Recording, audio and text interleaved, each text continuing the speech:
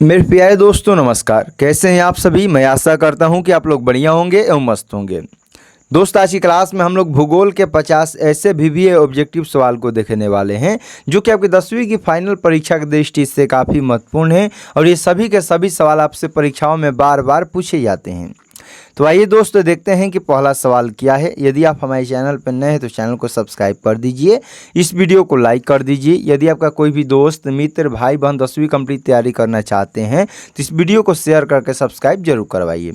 और देखिए दोस्तों, पहला सवाल आपकी स्क्रीन पर दिया गया है कि प्राकृतिक गैस किस खनिज के साथ पाया जाता है। और ये जो सवाल है 2019 में, 2023 में और 2025 में 3 बार पूछा गया सवाल है कि जो प्राकृतिक गैस होती है वह किस खनिज के साथ पाई जाती है। तो याद रखिएगा, कई बार पूछा गया सवाल है कि जो प्राकृतिक गैस है वो पेट्रोलियम के साथ पाई जाती है। ऑप्शन नंबर सी हो जाएगा, ऑप्शन नंबर बी हो जाएगा इसका सही उत्तर। अगला सवाल है, भाखड़ा नागल बांध किस नदी पर स्थित है। भाखड़ा नागल जो बांध है किस नदी पर स्थित है। 2017 में, 2023 में 2 बार पूछा गया सवाल है।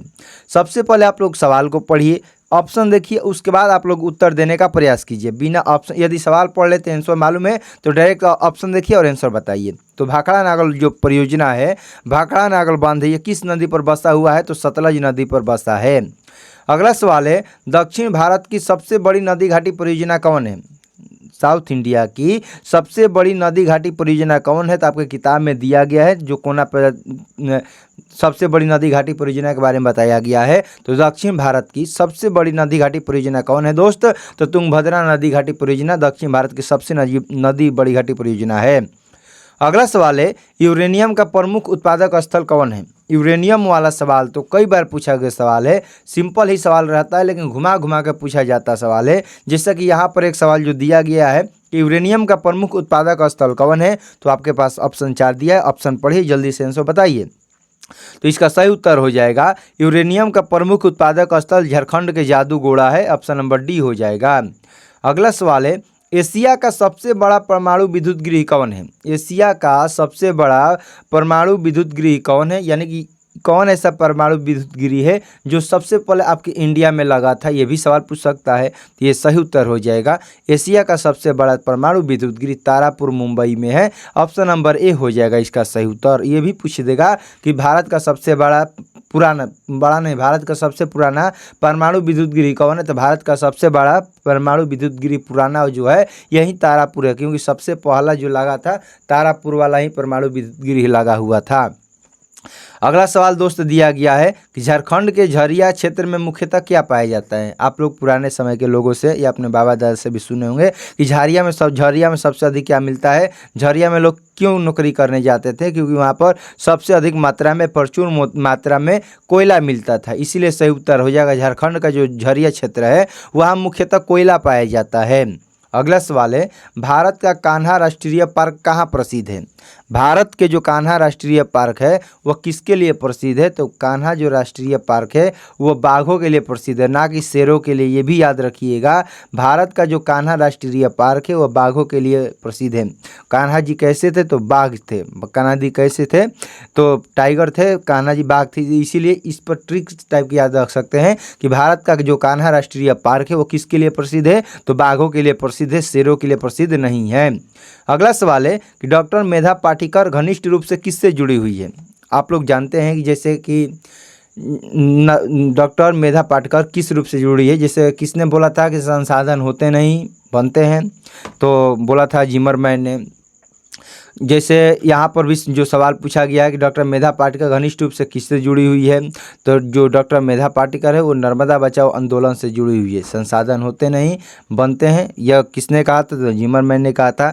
डॉक्टर मेधा पाटिकर किससे जुड़ी है, तो नर्मदा बचाओ अभियान से जुड़ी हुई है। ऑप्शन नंबर सी हो जाएगा। अगला सवाल है कि भारत में किस खनिज का अभाव है। भारत में कौन ऐसा खनिज हो जिसका अभाव है। तो भारत में हम लोग जानते हैं बिहार में 80% मात्रा में अभ्रक निकलता है, यहाँ की इसका अभाव नहीं है। लोहा का अभाव नहीं है, बक्साइट का अभाव नहीं है। जबकि जो लेड होता है, सीसा होता है, भारत में इसका अभाव है। इसीलिए सही उत्तर हो जाएगा ऑप्शन नंबर डी। भारत में जो लेड है, सीसा है, उस खनिज का क्या है, अभाव है। अगला सवाल है कि सुंदरबन क्या है। सुंदरबन कहाँ है, सवाल ये है कि सुंदरबन कहाँ है। तो सुंदरबन जो डेल्टा है वो कहाँ पर है, तो सुंदरबन डेल्टा जो है वो पश्चिम बंगाल में स्थित है। ऑप्शन नंबर बी हो जाएगा इसका सही उत्तर। सुंदरबन का जो डेल्टा है, ये सुंदरबन जो है वो पश्चिम बंगाल राज्य में स्थित है। ऑप्शन नंबर बी हो जाएगा। अगला सवाल दोस्त दिया गया, किसने कहा था कि संसाधन होते नहीं बनते हैं। संसाधन होते नहीं बनते हैं ऐसा किसके द्वारा कहा गया था। तो संसाधन होते नहीं बनते हैं ऐसा किसके द्वारा कहा गया था दोस्तों, जिमरमैन के द्वारा कहा गया था। ऑप्शन नंबर ए हो जाएगा। 10वीं क्लास से संबंधित किसी भी सब्जेक्ट का आपका नोट्स PDF आपको चाहिए तो आप लोग इस दिए गए नंबर पर 9693563044 पर कॉल या मैसेज करके फ्री ऑफ कोर्स में आप लोग किसी भी सब्जेक्ट का नोट्स PDF प्राप्त कर सकते हैं, या आप लोग हमारे व्हाट्सएप पर शेयर कर दीजिए, कॉल कीजिए, किसी भी प्रकार से आप लोग किसी भी सब्जेक्ट का नोट्स PDF प्राप्त कर सकते हैं। अगला सवाल दोस्त दिया गया कि पीतल किससे बनाया जाता है। पीतल किससे बनाया जाता है, तो ये आप लोग भूगोल में भी पढ़ना है, फिजिक्स में भी आपको पढ़ना है कि जो पीतल होता है वो किससे बना होता है। तो पीतल तांबा और जस्ता दोनों से मिलकर बना होता है। और बहुत सारे लड़कों को लगता है कि उसमें टीन का भी मात्रा यूज होता है, तो वहाँ पर टीन का मात्रा नहीं प्रयोग किया जाता है। पीतल जब भी बनेगा तो केवल जस्ता से बनेगा और तांबा से बनता है, इसीलिए सही उत्तर हो जाता है ऑप्शन नंबर सी। पीतल बनाया जाता है तांबा और जस्ता से। अगला सवाल है, सर्वाधिक वर्षा कहाँ होती है। भारत में या विश्व की सबसे अधिक वर्षा कहाँ होती है।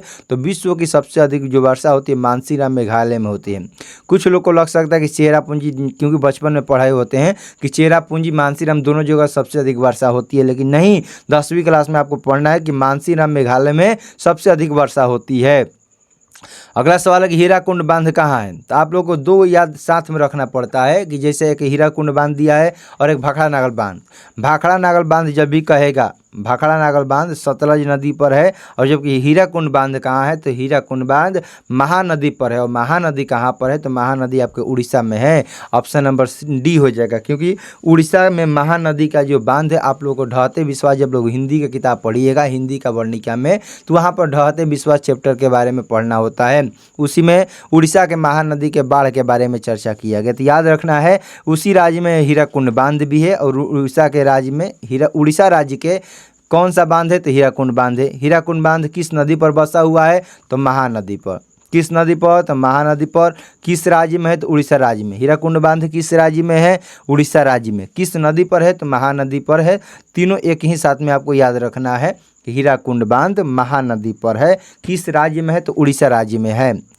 अगला सवाल है कि द्वितीय पृथ्वी सम्मेलन कहाँ हुआ था। द्वितीय पृथ्वी सम्मेलन कहाँ हुआ था, तो द्वितीय पृथ्वी सम्मेलन न्यूयॉर्क शहर में हुआ था। ऑप्शन नंबर ए हो जाएगा, द्वितीय पृथ्वी सम्मेलन न्यूयॉर्क में हुआ था।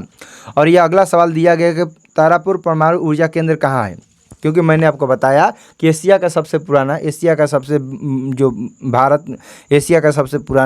सबसे बड़ा तारापुर परमाणु विद्युत केंद्र कहाँ लगाया गया था, तो तारापुर में लगाया गया था। और तारापुर किस जिला में है, किस राज्य में है, तो तारापुर महाराष्ट्र राज्य में है। सही उत्तर ऑप्शन नंबर डी हो जाएगा, क्योंकि तारापुर महाराष्ट्र में है। अगला सवाल है कि इनमें से कौन केंद्र शासित प्रदेश है। इनमें से कौन केंद्र शासित प्रदेश है। तो ये बच्चा वाला सवाल है, लॉलीपॉप सवाल है, छोटा सा सवाल है। ऐसे सवाल को आपको देखकर छोड़ना नहीं है, और इसका सही से आंसर बताइए, इनमें से कौन केंद्र शासित प्रदेश है। तो इनमें से केंद्र शासित प्रदेश चंडीगढ़ है, क्योंकि हम लोग जानते हैं उत्तराखंड का देहरादून, छत्तीसगढ़ का रायपुर, केरल का तिरुवनंतपुरम, जबकि चंडीगढ़ का क्या हो जाएगा, चंडीगढ़। और चंडीगढ़ क्या हो जाता है, एक हम लोग का केंद्र शासित प्रदेश होता है। अगला सवाल है कि लौह अयस्क कैसा संसाधन है।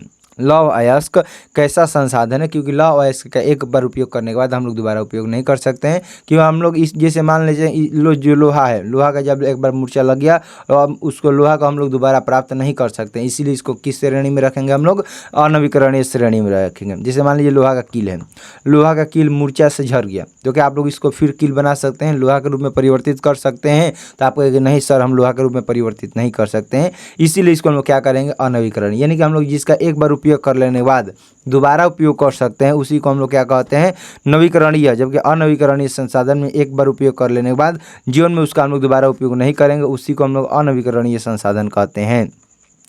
अगला सवाल है कि एशिया का पहला निर्यात संवर्धन क्षेत्र कहाँ स्थापित किया गया। एशिया का पहला निर्यात संवर्धन क्षेत्र कहाँ स्थापित किया गया, तो अपने देश इंडिया, भारत में किया गया था। एशिया का पहला निर्यात संवर्धन क्षेत्र अपने इंडिया में किया गया था। अगला सवाल है प्राकृतिक गैस किसके साथ पाई जाती है। जो प्राकृतिक गैस होती है वो किसके साथ पाई जाती है। तो पहला सवाल में आप लोगों ने पढ़ा था कि प्राकृतिक गैस किसके साथ पाई जाती है, पेट्रोलियम के साथ पाई जाती है, लेकिन यहाँ पर तो ऑप्शन में दिया नहीं है। तो प्राकृतिक गैस पेट्रोलियम में पाई जाती है। पेट्रोलियम किसके अंतर्गत आता है, तो खनिज तेल के अंतर्गत आता है। कभी भी प्राकृतिक गैस यूरेनियम के साथ नहीं पाया जाता है। प्राकृतिक गैस हमेशा पेट्रोलियम के साथ पाए जाते हैं। और पेट्रोलियम किसके श्रेणी में आता है, तो पेट्रोलियम जो होता है खनिज तेल के साथ पाया जाता है। अगला सवाल है गोविंद सागर कृत्रिम जलाशय किससे संबंधित है।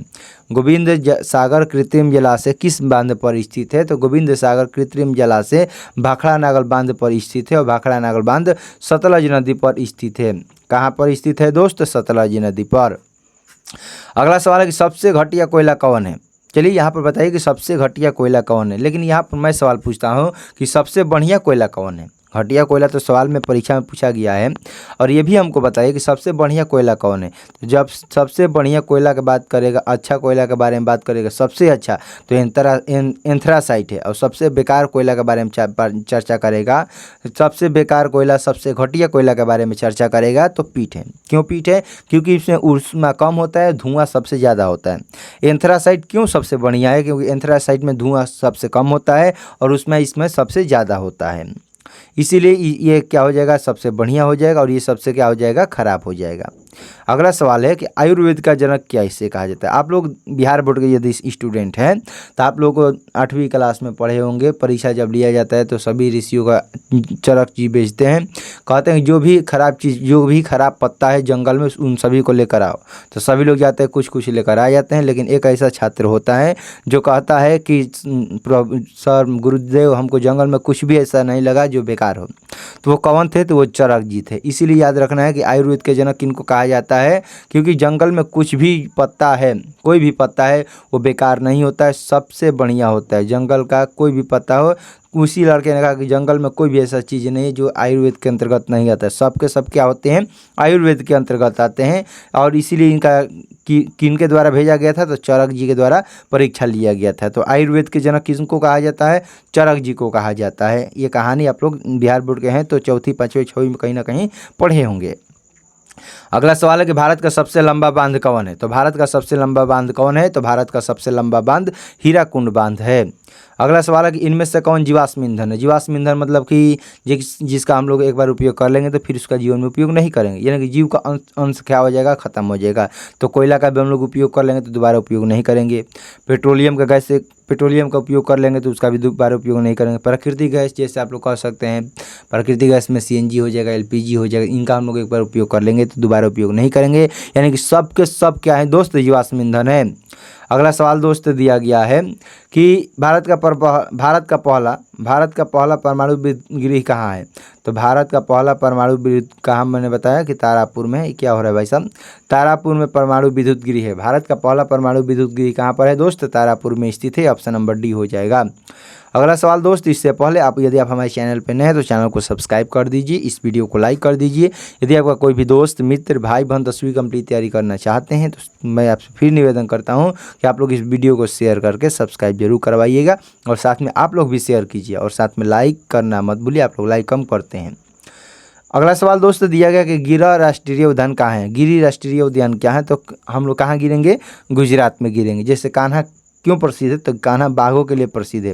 कान्हा किसके लिए प्रसिद्ध है दोस्तों, बाघों के लिए। इसी प्रकार गिरी किसके लिए प्रसिद्ध नहीं पूछा, गिरी क्यों प्रसिद्ध है, कहाँ है, गिरी कहाँ है। तो हम लोग कहाँ गिरेंगे दोस्तों, ग से गिरी है, ग से गुजरात, गिरी गुजरात में। कहाँ गिरेगा दोस्तों, गिरी गुजरात में, गिरी गुजरात में। तो गिरी राष्ट्रीय उद्यान कहाँ है, तो गिरी राष्ट्रीय उद्यान गुजरात में स्थित है।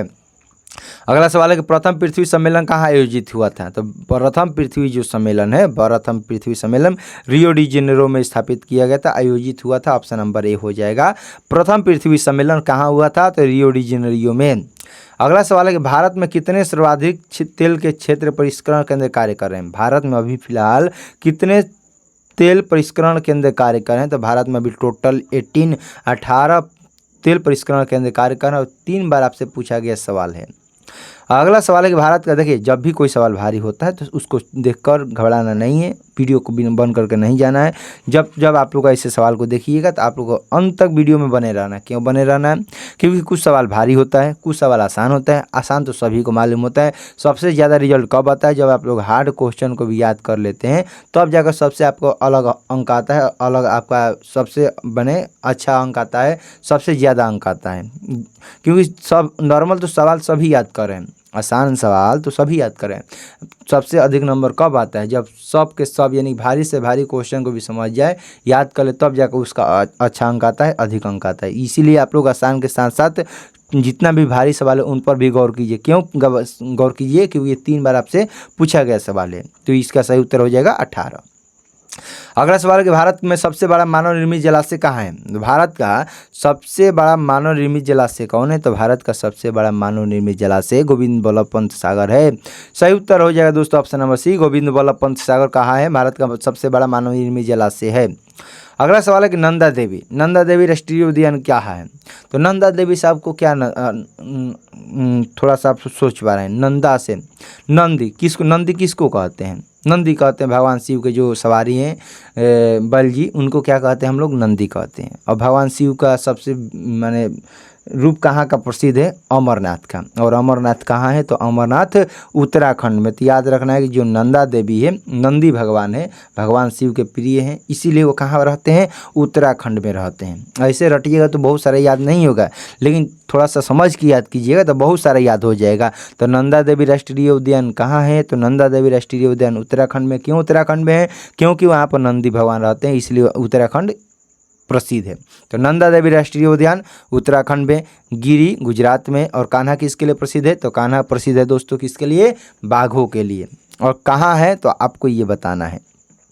उसका भी आप लोग बिहार के आसपास एरिया में है तो मालूम होगा कि कान्हा राष्ट्रीय उद्यान कहाँ है। बहुत आसान है, कान्हा, माधव, पेंच, ये सब के सब एक ही जगह स्थित है। और कहाँ स्थित है आप लोग जल्दी से बताइए।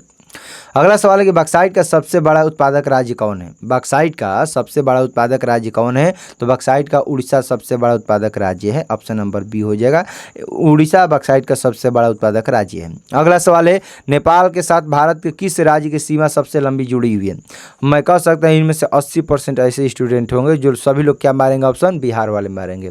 लेकिन बिहार ऑप्शन में दिया रहेगा फिर भी वो सही नहीं होगा, क्योंकि हम लोग जानते हैं कि जो बिहार है, नेपाल है, वो नज़दीक है साथ में, फिर भी नेपाल के साथ भारत की सबसे लंबी जुड़ी हुई सीमा नहीं है। तो भारत के सबसे लंबी जुड़ी हुई सीमा किसके साथ? नेपाल के साथ। कौन है? उत्तर प्रदेश। नेपाल और उत्तर प्रदेश की जो सीमा है सबसे अधिक जुड़ी हुई है। अगला सवाल दोस्त दिया गया, इनमें से कौन कार्बनिक खनिज है? ऐसा खनिज जिसमें कार्बन की मात्रा पाया जाता है उसे कार्बनिक खनिज कहते हैं। तो कार्बनिक खनिज की मात्रा किस में पाया जाता है? तो यदि आप लोग केमिस्ट्री के 4 पार्ट पढ़ लिए होंगे, नहीं भी पढ़े होंगे तो याद रखना वहाँ पर कार्बन एवं उसकी यौगिक चैप्टर का नाम पढ़ना है। तो क्योंकि कार्बन किस में पाया जाता है? तो जो कोयला होता है उसमें कार्बन की मात्रा पाया जाता है। कोयला में भी, हीरा में भी कार्बन की मात्रा पाया जाता है। सही है ना? तो याद रखना है इनमें से कौन कार्बनिक खनिज है? तो कोयला। अगला सवाल है कि अनवीकरणीय संसाधन कौन है? तो मैं नहीं बताऊंगा, आप लोग जल्दी से बताइए। अनवीकरणीय मतलब कि जिसका हम लोग उपयोग दोबारा नहीं कर सकते एक बार उपयोग करने के बाद। तो जीवाश्म ईंधन का आप लोग उपयोग नहीं करेंगे, जबकि सौर ऊर्जा, जल विद्युत और पवन ऊर्जा का उपयोग हम जीवन भर कर सकते हैं। जबकि जीवाश्म ईंधन को हम लोग क्या कहेंगे? अनवीकरणीय संसाधन कहेंगे। अगला सवाल है कि भारत में प्रथम जल विद्युत संयंत्र की स्थापना कहाँ हुई थी? भारत का पहला जल विद्युत संयंत्र की स्थापना कहाँ हुई थी? तो भारत का पहला जल विद्युत संयंत्र की स्थापना दार्जिलिंग में हुआ था। ऑप्शन नंबर सी हो जाएगा। अगला सवाल है कि भारत में किस प्रकार का कोयला पाया जाता है? हम लोग ये जान चुके हैं कि भारत में जो सबसे बढ़िया कोयला जो होता है एंथ्रासाइट होता है, लेकिन सबसे बढ़िया कोयला एंथ्रासाइट है और सबसे बेकार कोयला पीट है।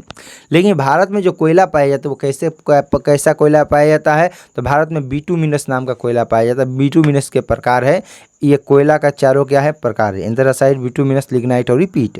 तो सबसे बढ़िया कोयला एंथ्रासाइट, सबसे बेकार घटिया कोयला पीट। और भारत में कौन सा कोयला पाया जाता है? तो भारत में बिटुमिनस पाया जाता है। आप अगला सवाल दोस्त दिया गया, चलिए लाइक करते रहिए, सब्सक्राइब करते रहिए, आगे बढ़ते रहते हैं। भारत के सबसे प्राचीन कोयले की खान कौन है? भारत की प्राचीनतम कोयले की खान कौन है? तो भारत का प्राचीनतम कोयले की खान झरिया है? नहीं भाई साहब, भारत की प्राचीनतम कोयले की जो खान है वो रानीगंज है। रानीगंज भारत की प्राचीन कोयले की खान है। अगला सवाल है कि भारत में कितना प्रतिशत पठारी क्षेत्र है। ऐसे आप लोग आंसर इसका याद नहीं रखिएगा तो कोई दिक्कत नहीं, लेकिन याद रख लेते तो बहुत बढ़िया, क्योंकि एक बार आपसे परीक्षा में पूछ चुका सवाल है कि भारत का कितना प्रतिशत पठारी क्षेत्र है। तो भारत का 27% पठारी क्षेत्र है। देखिए दोस्तों, यदि कोई भी सवाल आपसे 2 बार 3 बार 4 बार पूछ चुका है तो संभावना है कि आपके आने वाले पेपर में भी पूछा जाएगा। यदि कोई भी सवाल आपसे 2 बार 3 बार 4 बार पूछ चुका है तो याद रखना, ऐसे सवाल को कभी छोड़ना नहीं है, रट जाना है। भारी भी है तब रटिए, समझ में आए तो बढ़िया है, नहीं समझ में तो रट कर याद रखिए, लेकिन याद रखना है आपको। तो अगला सवाल दिया गया है कि पेरियार राष्ट्रीय उद्यान कहाँ स्थित है। तो पेरियार राष्ट्रीय उद्यान केरला में स्थित है, ऑप्शन नंबर सी हो जाएगा। अगला सवाल है कि जोग प्रपात किस नदी पर है। जोग प्रपात किस नदी पर स्थित है। जोग प्रपात जो है वह एक नदी का नाम है, शरावती नदी। जो जोग प्रपात है वो शरावती नदी पर स्थित है, ऑप्शन नंबर बी हो जाएगा इसका सही उत्तर। अगला सवाल दोस्तों दिया गया है कि टाइगर परियोजना की शुरुआत कब हुआ था। ये जो बच्चा वाला सवाल है, आप लोग किताब की यदि मन से पढ़े होंगे, आपको पढ़ाया गया होगा बढ़िया से, तो ये आपको मालूम होना चाहिए। नहीं भी मालूम है तो मैं तो बताऊंगा ही कि टाइगर परियोजना की शुरुआत कब हुआ। तो टाइगर परियोजना की शुरुआत 1973 ईस्वी में हुआ था। 1973 ईस्वी में टाइगर परियोजना की शुरुआत हो गया था। अगला सवाल है, अगला सवाल नहीं है दोस्तों, यहाँ से टोटल 42 सवाल है और यहीं से सवाल की संख्या होता है हमारा समाप्त। तो चलिए दोस्त, आज की क्लास को यहीं पर समाप्त करते हैं।